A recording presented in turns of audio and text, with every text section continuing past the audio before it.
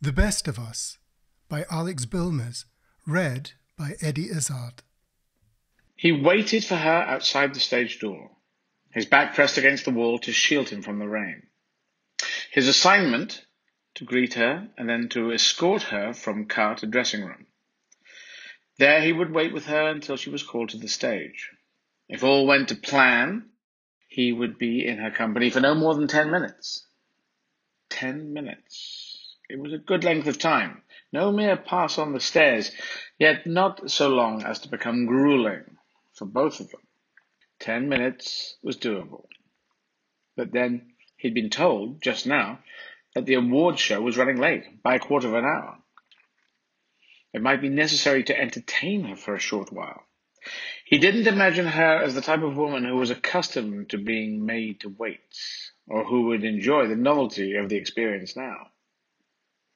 He carried an umbrella decorated with the logos of the website and the sponsor of the website's awards show, a well-known makeup brand. This he was to raise as the car approached, so that she would be protected from the drizzle. He was unsure whether, as the car came to a stop, he was to open the door for her himself, or if, as he'd seen in the movies, including one of hers, a bodyguard would render him redundant, leaping himself from the passenger's seat while the car was still moving, simultaneously opening her door and shielding her from would-be assassins, as if she were a monarch or a world leader. A large black car approached, headlights on, moving haltingly, as if unsure when or whether to stop. The car was so wide, its wheels came close to grazing the curves on both sides. This must be her. He wondered what he should say. "Hello, I'm Paul from the website. Thanks for coming." Perhaps the website part was unnecessary. "Hello, I'm Paul. Thanks for coming." Perhaps the Paul part was unnecessary. "Hello, thanks for coming." Thanks for coming? "Hi, I'm Paul. Please follow me." Better, masterful, but too curt. It sounded like an order. She might not appreciate an order. The large black car drew close, appeared for an elongated moment to pause, and then passed by. Had the driver missed the stage door? At the end of the alley it stopped, indicated left, and then turned towards Tottenham Court Road. Perhaps it wasn't her. The stage door opened behind him. The stage manager's head popped out. He had a ring through his eyebrow. His hair was gelled into spikes, like an eager 80s schoolboy's. He was wearing a maroon bow tie. "No sign?" said Eyebrow Ring. "Don't think so," said Paul. He tried to look nonchalant. "Break a leg, buddy," said Eyebrow Ring. And with all the gravitas of a breakfast show DJ, he gave Paul a double thumbs up before disappearing. She had been due at 8:45, 15 minutes ahead of her scheduled appearance on stage. It was now 8:49. Another car appeared at the far end of the alley. It came closer. It was a sports car, not a limousine. It cruised past him, splashing water on his ankles. He was wearing his blue suit. It was tighter than he'd remembered. He'd had to breathe in to fasten the trousers. A third car approached, a BMW. As it pulled up, he could see a small, dark woman sitting in the back seat. Moving involuntarily, as if on strings, he walked over to the door and opened it. She looked up at him. He was holding the furled umbrella. "Hi, I'm Paul. I'm going to be looking after you." Where did that come from? "Hello, Paul," she said, drawing out the vowels, a smile playing on her lips, an eyebrow raised. Just like in why not admit it? Just like in a film. She swiveled in her seat and placed first one spike-heeled shoe and then the other onto the pavement, ignoring his proffered hand and clasping instead his forearm. For a split second, he felt the pressure of her fingers. She stepped past him towards the door, which was being held open by Eyebrow Ring in his shiny suit. Paul followed, wondering if he ought to open the umbrella, but she'd already made it inside. She was wearing a long black coat over a navy knee-length dress. Diamonds sparkled on her neck. Her hair, jet black, was pulled into a bun. She was compact, wiry. It was a dancer's body, and she moved with a dancer's precision, with economy, with purpose. In the lobby she paused. Paul was introduced to the women accompanying her, the entourage. He hadn't noticed them until now, both of whom were sheathed in black. He didn't catch their names. They didn't ask his. There was a bodyguard, too, unsmiling in a suit and tie. The party moved off again. The bodyguard and eyebrow ring in the lead, followed by the women in black, then her. Paul brought up the rear. They were moving at quite a clip. He was conscious that he ought to be beside her, making the most of the moment, representing the brand. He stepped up his pace, his eyes on her ankles as they covered the ground. As he drew alongside her, he became aware that he might be crowding her. And then, in any case, he couldn't think of anything to say. "Paul," she said, breaking the spell. "What do you do, Paul?" She remembered his name. That was nice. But why did she keep repeating it like that? "I'm the senior editor," he told her, aware of how this managed to sound both pompous and pathetic at the same time. "You're the senior editor," she said, as if weighing each word for comic potential and deciding that senior was definitely the most promising. "Are you nice to the junior editors?" She was making fun of him. It was badinage of a sort, a one-sided sort, but he could do this. He could be her straight man for a few minutes. "I like to think so," he said. "You'd have to ask them."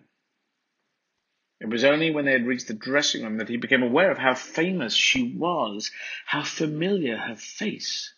The almond eyes, the prominent nose, the chin dimple, the iconic chin dimple, as websites like his called it, and that widescreen smile, those glossy red lips. He felt a jolt. It rooted him to the spot. Thought of movement in her presence made him feel clumsy, oafish. Best to stand still, try not to stare, keep his mouth shut. This tiny American woman was for the first time recognizably the mythic figure who had wallpapered the world of his adolescence.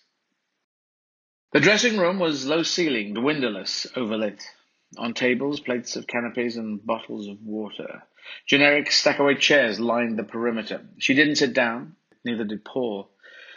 He stood quietly beside a fruit bowl and listened to her conversation with the shorter, more solid of the black-clad women. This woman had a very dark mole on the tip of her nose, made starker by the sickly pallor of a person who didn't often go outside. She was complaining she couldn't get reception on her phone. Mole Nose knocked on the door to leave the room. It was opened from the outside by the bodyguard, who had taken up position in the corridor. Now Paul was alone with her. She shrugged off her coat and held it out at arm's length in his direction. He took it from her, felt the softness of the fabric, folded it and placed it carefully on a chair. The navy dress was fitted, belted, with a high collar and tight sleeves down to the elbows. It was oddly demure, somehow both sober and provocative. It showed her off. There was a bottle of champagne in an ice bucket next to the fruit. He seized the moment. Would she like a drink? She narrowed her eyes, deciding, why not? He grabbed the bottle by the neck, cold and wet, pulled it from its bucket. He arranged two crystal saucers and began to wrestle as tenderly as possible with the cork. It came loose obligingly, offering only a quiet pfft rather than an explosive pop. He poured, allowing for the fizz, and passed the glass to her. Aren't you going to join me? He poured a glass for himself. He crossed the room to her and, hitting his mark, successfully clinked her glass. She was motionless. Still, she made no move to sit. Cheers, he ventured. Cheers, she said. Was she imitating his accent? He took a gulp. She sipped so briefly he wondered if any liquid could have made it past her lips. She looked exactly like herself, sipping a saucer of champagne. There was, he felt, tacit acknowledgement that this encounter was considerably more exciting for him than it was for her, and also that This was fine. It was inevitable. It was as it should be. That as long as it didn't go on for too long, they could both play their roles. The regal star, worldly and wryly amused. The dumbstruck civilian. Acknowledgement, too, that this was a meeting he would remember for a very long time, and that she would never think about it again. That he would make sure to clasp her in his memory, to fix her exactly as she was at this moment, when he had her, however briefly, to himself. And that she would struggle the following morning, were she to be asked, to pick him from a lineup of journalists of wildly varying shapes, sizes, ages, ethnicities, even genders. So, they asked me to ask what you're wearing, he said. She did not pause to consider this. I'm wearing mind your own fucking business, she said. I don't think I know that designer, he said. Is he Japanese? Oh, he's funny, she said, and performed a mock curtsy. She said he was funny. He filed it away for future use. I'm wearing Givenchy, she said in a high camp way, accentuating the French pronunciations to let him know it was no big thing. She was unexpectedly playful. He'd been prepared for business-like, even stern. He began to find he was enjoying himself. She looked around the room as if taking it in for the first time. The flowers, the fruit, the finger food. Can I get you anything else? He asked. Is this a part of your job? She asked. I volunteered, he said. This wasn't quite an answer, but it was the truth. You volunteered, she said, as if confirming a suspicion. Was she always like this? It was early September. There they stood with their champagne saucers, unable to think of anything else, desperate to avoid a long silence. He asked if she'd had a good summer. She took it on the dimple. She said she had spent part of it in London, actually. Actually, she said, as if to prove a point. She had been working here. She loved London, she said. She pronounced it London. But it had been a wet summer. She found the rain irritating. Irritating, she said, like a leaky tap. Something that should be fixed. She put down her glass. It was still full. What's your star sign? She asked this in the manner of someone who had practiced her lines. What was his star sign? Capricorn, he said, triumphant. Mm-hmm. She nodded as if it made perfect sense, based on available evidence. I've no idea what it means, he said. He thought astrology was for morons. Apart from her, she wasn't a moron. Was she? Paul the Capricorn, she said.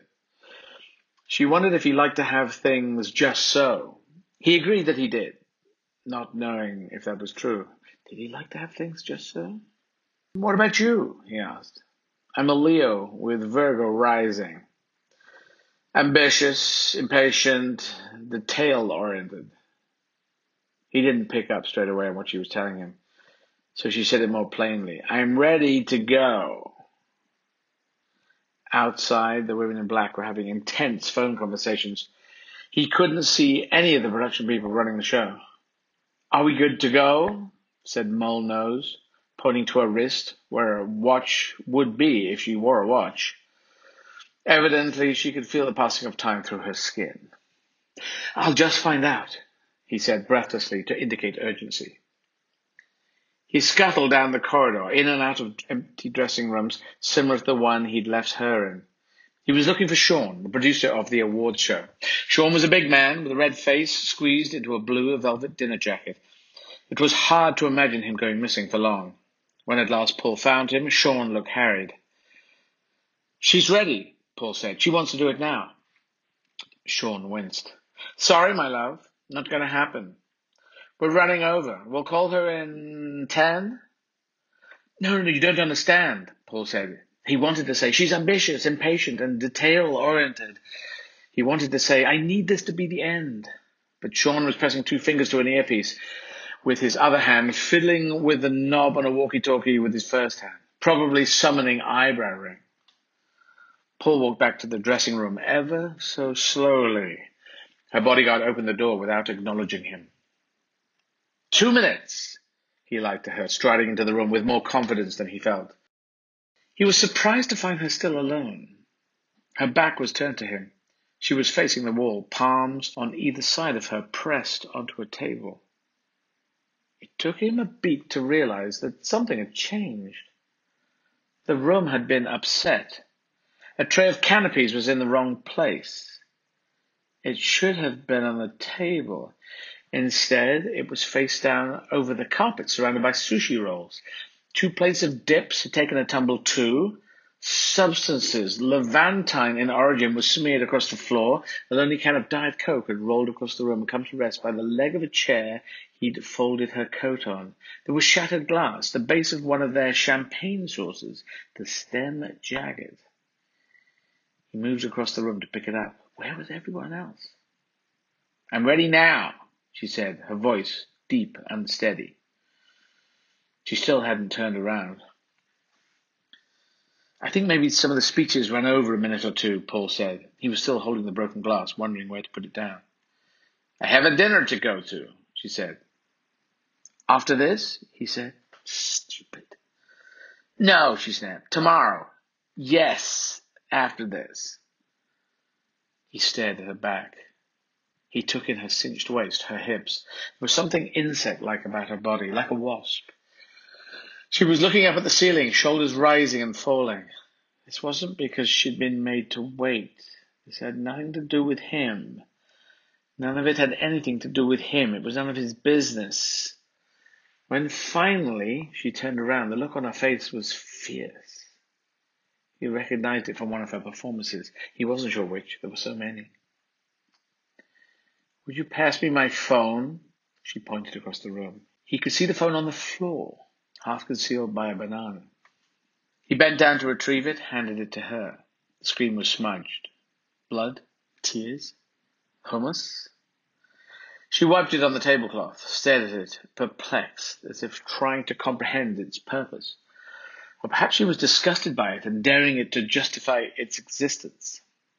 "Fucking asshole." Voice was deep and husky. "Don't you ever call me again, motherfucker." She was speaking to the phone screen. It was clear that whoever had been listening no longer was. Nobody could hear her but Paul. Is everything okay?" he said, his voice sounding thin, reedy, English. He tried again. "Is there anything I can do?" The first time, then, she sat down and rummaged in her bag. He sat down too, relieved, a few chairs along from hers, his hands under his thighs, swinging his feet like a schoolboy. While she took out a compact and fixed her eyes, he stared at her knees. Satisfied, she clapped the compact shut, rose, and opened the door. "Evelyn!" she hissed. "Evelyn!" Had Evelyn not heard her the first time? "What's up?" Evelyn said. She was English, posh. Paul hadn't noticed before. "What's up?" she said. "Is the problem you told me you dealt with is calling me again on my cell." "Jesus," said Evelyn. She was looking around the room, taking in the disorder. She had her hands on her hips. "Again?" "Did you hear what I said?" "I heard you," said Evelyn, her voice clipped. "But then I got distracted by this. God, fuck, I'm upset, okay?" She sounded like a teenager, exasperated but also embarrassed. Evelyn was silent, grim-faced. As delicately as possible, Paul put the broken wine glass behind a vase of white flowers. "Wait there," Evelyn said, having assessed the situation and decided on a course of action. She opened the door and spoke quietly to the bodyguard. Next, Evelyn squatted, her long, trouser-suited legs splayed. A different kind of insect, a mantis. She began picking up the pieces of nigiri, placing them on the dropped tray. He bent down to help her, scooping grains of rice and raw fish until it hit the palm of his hand. "You gonna give me an explanation?" "Why don't you go first?" "I lost my temper because you didn't do your fucking job." "You lost your temper because you have control issues." Do your fucking job, okay? Paul cleared his throat to remind them both that he was still there. Evelyn, wiping up spilled champagne with a napkin, said, "Would you mind awfully stepping outside for a moment?" As he left the room, he peeked at her, sitting primly on her chair, fists clenched in her lap, twisting a piece of tissue. "Don't be a stranger," she said to him, her tone a sarcastic sing-song. In the corridor, he collected himself. It had been a glancing blow. He'd heard worse. No damage done. Through the dressing room door, he could hear voices raised. The bodyguard and Mole-Nose were wearing expressions of profound tranquility or desperate boredom, one or the other. The door flew open again. Evelyn came through it first. He thought there might be the beginnings of a smirk on her face. She followed, once again composed. "Let's go," she said to Paul. "You lead the way." He walked with her down the staircase to the side of the stage, the others trailing behind. He felt the physical force of her, the impatience of her movements. Then he could feel the eyes of the room turn in her direction, their direction.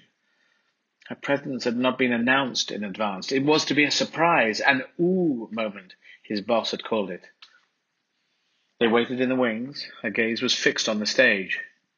He didn't wonder then who the man who'd called her might have been. Was it even a man? Yes, it was a man.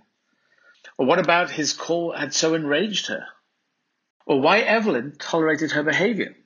Enough to know she could be cruel. She could be petty. She was a spoiled, petulant child. None of that mattered. None of that would matter. She looked incredible. Her name was spoken from the stage. He could hear the gasps, and she was out there, under the lights, her hand being kissed by the host, an unctuous TV presenter. Her speech was short, charming, gracious. People clapped and whooped. She presented the award to her friend, a climate activist, the reason she had agreed to come. They left the stage together, and Paul waited in the wings while they had their photographs taken in front of the corporate logos. She hugged the activist goodbye, and then Paul was walking with her again. Back up the stairs and along the same corridors, past the dressing room to the stage door. He was aware that Eyebrow Ring and Mole-Nose, and of course Evelyn, were following them. But right then, only he was level with her, walking alongside her. Outside in the alley, her car was ready, its rear door open for her. It had stopped raining. She turned back and offered her hand, very dainty, and he took it. "Thank you for coming," he said, formal, polite. "My pleasure," she said. Her grin was fixed.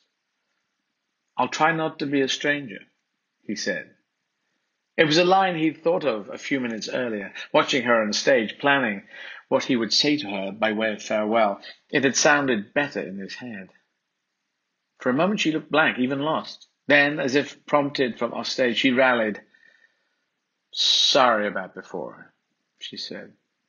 She gave him a shit happens look. A little tired, I guess. "Don't mention it," he said. "Happens to the best of us." But she hadn't heard him. She'd turned around already and was getting into the car. Evelyn slid into the seat beside her, and the car moved off. He watched the lights disappear into the night. In the years afterwards, his encounter with her would become a favorite anecdote, told and retold, polished to a shine, edges smooth. He left out Evelyn, the mystery caller, the tantrum, broken glass, the stains on the carpet. The story was about him, not her. About how he'd had her all to himself for 20 minutes, the most glamorous woman in the world. About how they'd traded witticisms and drunk champagne. In his telling, she remained herself, as she should be and always would be. Unruffled, immaculate, not quite human. Hello, I'm Andrew O'Hagan. Thank you so much for listening to Esquire's summer fiction series in aid of UNICEF UK's Save Generation COVID appeal, which is supporting children and families impacted by coronavirus across the world. Please donate at www.unicef.org.uk/generationcovid. Thank you.